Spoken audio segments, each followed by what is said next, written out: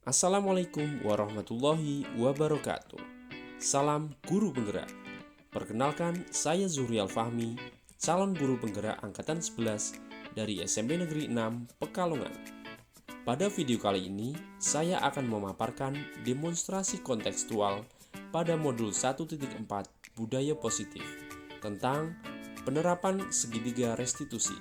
Segitiga restitusi adalah proses dialog yang dilakukan guru atau orang tua agar dapat menghasilkan murid atau anak yang mandiri dan bertanggung jawab.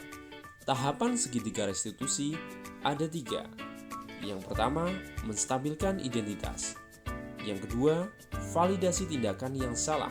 Yang ketiga, menanyakan keyakinan.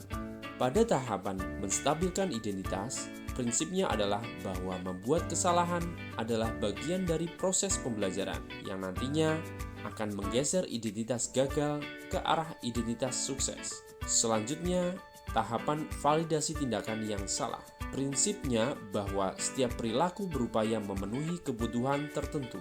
Guru akan bergeser dari pemikiran stimulus respon menjadi proaktif, sehingga mengenali dan mengakui kebutuhan murid.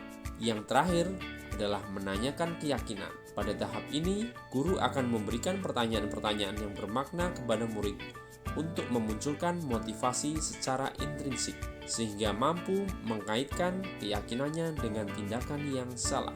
Berikut adalah praktek pada kasus pertama, yaitu murid yang ketahuan berbicara kasar kepada temannya.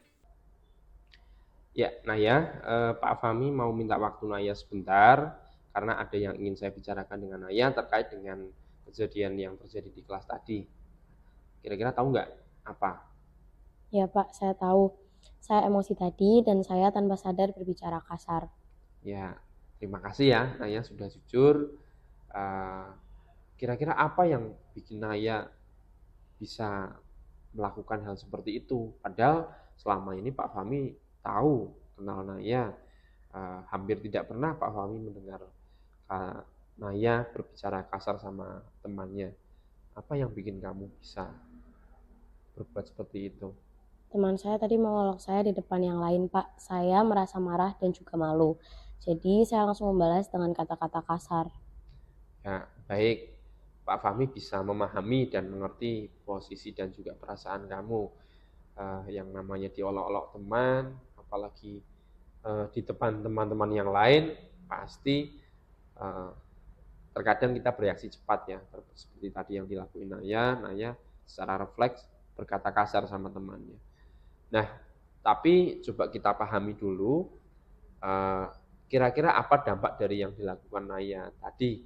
Misalnya, gimana perasaan teman Naya ketika Naya akhirnya berbicara kasar sama dia.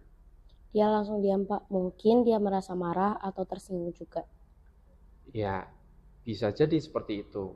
Nah, kira-kira apa yang harus dilakukan Naya untuk bisa memperbaiki situasi ini, untuk bisa menyelesaikan masalah ini?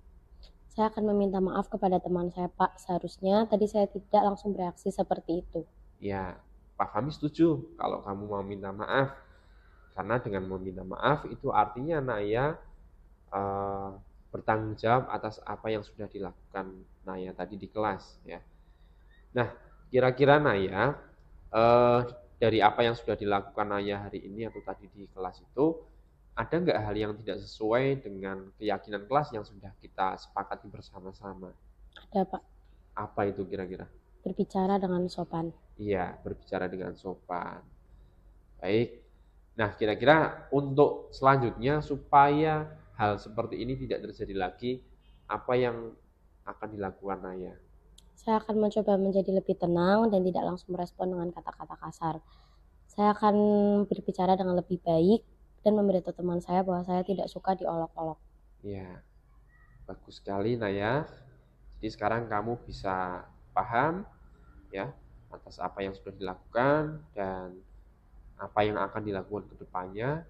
Pak Fahmi berharap masalah ini segera selesai, kamu bisa perbaikan lagi dengan teman kamu, dan mudah-mudahan juga ke depannya tidak lagi terjadi hal semacam ini. Saya berharap hanya bisa mengambil pelajaran dari kejadian hari ini dan mudah-mudahan kedepannya menjadi pribadi yang lebih baik lagi. Gitu ya Naya ya. Ya Pak. Ya, terima kasih atas waktunya. Naya sekarang bisa kembali ke kelas lagi. Ya Pak, terima kasih. Ya, sama-sama. Setelah berbicara dengan Pak Fahmi, saya menyadari bahwa tindakan yang saya lakukan itu salah. Saya sempat berbicara kasar kepada teman saya, dan mungkin saja itu menyakiti perasaan teman saya. Saya akan mencoba menjadi lebih tenang dan berpikir sebelum bertindak. Terima kasih untuk Pak Fahmi karena telah membantu saya untuk memahami permasalahan ini. Selanjutnya, pada praktek yang kedua, yaitu tentang murid terlambat masuk kelas karena asik bermain game di kantin. Ya, Raisa, Pak Fahmi minta waktu kamu sebentar, boleh ya? Ya, mohon maaf barangkali mengganggu waktu istirahatnya Raisa. Nah, ini terkait dengan tadi Raisa masuk kelas pembelajaran seni budaya terlambat ya. Nah, Pak Fahmi pengen tahu kenapa tadi Raisa bisa sampai terlambat. Coba ceritain. Maaf Pak, tadi saya main game di kantin sampai keasikan, terus akhirnya lupa waktu dan datang ke kelas terlambat. Ya, terima kasih ya. Raisa sudah jujur ya. Kenapa tadi bisa terlambat masuk ke kelas. Nah, Pak Fahmi pengen tanya, kira-kira apa dampaknya dari tindakan Raisa bermain game sampai lupa waktu, sampai kemudian terlambat masuk kelas? Saya bakal ketinggalan materi, terus mungkin mengganggu teman-teman lain karena saya masuk di tengah-tengah pelajaran. Ya, betul ya.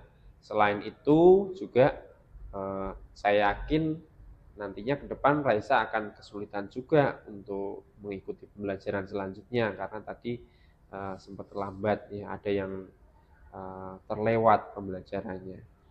Nah, kira-kira apa yang bisa Raisa lakukan untuk memperbaiki situasi ini? Saya akan mencoba mengejar materi, terus berjanji tidak akan mengulanginya lagi. Ya, terima kasih ya. Baik, Pak Fahmi juga insya Allah akan membantu Raisa apabila perlu pendampingan lebih, apabila Raisa mungkin ada materi yang masih belum jelas atau ada yang perlu tambahan lagi, Pak Fahmi insya Allah siap untuk membantu kamu. Nah, kira-kira dari kejadian hari ini, apa yang dilakukan Raisa itu, ada nggak keyakinan kelas yang kemudian tidak sesuai dengan perilaku Raisa tadi? Ada. Apa itu kira-kira Raisa? Datang ke kelas tepat waktu. Iya, oke, di kesepakatan kelas atau keyakinan kelas sudah dituliskan di situ ya. Jadi bahwa semuanya harus datang tepat waktu ya, masuk kelas tepat waktu termasuk ketika setelah istirahat. Ya, kemudian kira-kira apa yang akan Raisa lakukan ke depannya supaya kejadian tadi tidak terulang lagi? Saya akan lebih disiplin dengan waktu, mengatur prioritas saya. Game bisa saya mainkan setelah semua tugas dan kewajiban saya selesai. Ya, baik, Pak Fahmi sangat setuju ya, itu adalah tindakan yang bijak. Pak Fahmi berharap Raisa betul-betul memahami permasalahan hari ini dan bisa mengambil pelajaran supaya ke depan tidak terjadi lagi dan Raisa bisa menjadi siswa ataupun peserta didik yang lebih baik lagi ke depannya ya. Sekali lagi terima kasih Raisa atas waktunya. Silahkan boleh kembali ke kelas. Terima kasih Pak. Ya, sama-sama. Setelah berbicara dengan Pak Fahmi, saya menyadari bahwa datang ke kelas terlambat tidak hanya merugikan saya sendiri, melainkan merugikan teman-teman saya yang lain.